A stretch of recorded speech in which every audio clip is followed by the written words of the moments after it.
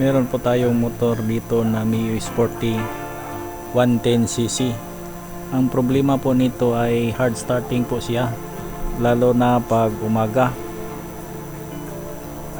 Sa katagalan na pag restart natin, minsan madidrain po yung battery niya, lalo na pag 2 o 3 araw hindi nagagamit. Pag start natin, hirap talaga paandarin siya. Una nating gawin yung karburador, linisin natin. Ito po ang tansa kung nandito talaga ang problema niya. Una nating linisin yung labas ng karburador, tapos sa loob naman.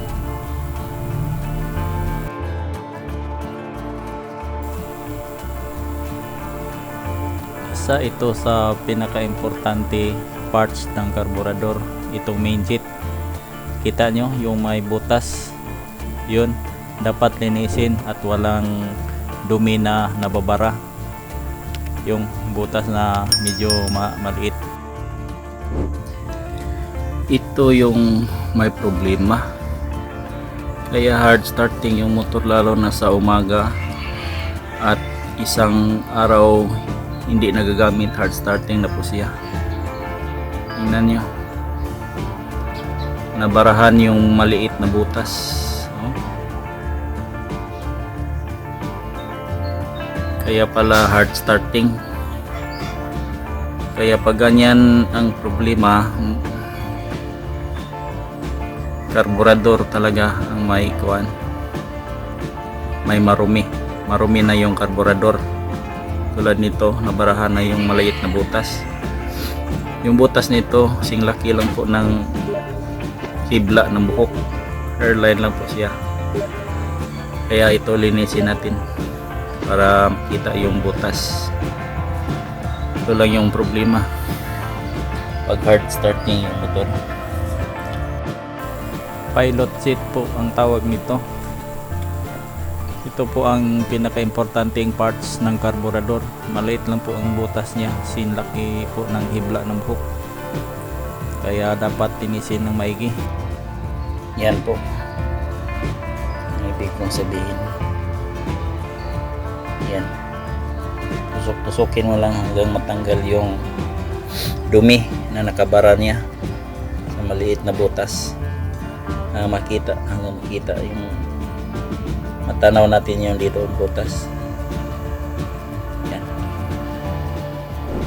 Yan po, natapos na po natin linisin siya gamit itong plastic na parehong hibla ng buhok, galing sa walis, plastic na walis. Yan, yan po natin yung baryo. Yun, yun, yan, kita nyo may butas na. Kanina wala yan, liit lang yan. Kaya pag nabarahan yan, hard starting po ang ating motor. Pag hard starting, nasa carburador lang po ang diferensya niya.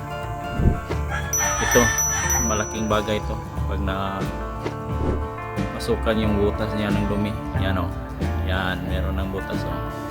Yan, maliit lang yan, pero malaking at importante po ito po yan.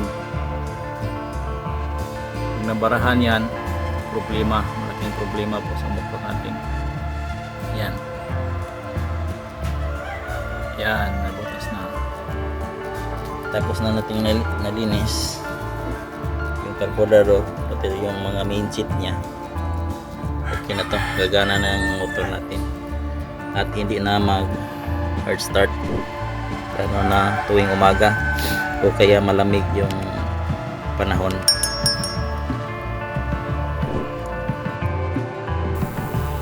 Ayan, naikabit na po natin yung malinis na carburetor at check natin mamaya kung gana pa ito.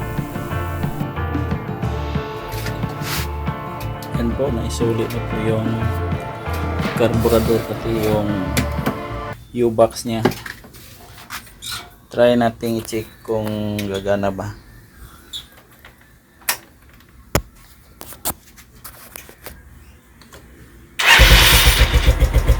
Yun. Click na. Yung minor niya. Tara na yung minor.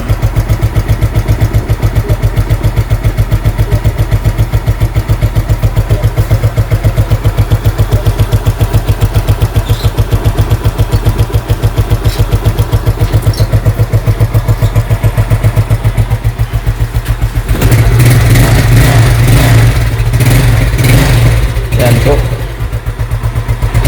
One click na po siya, andar na dyan.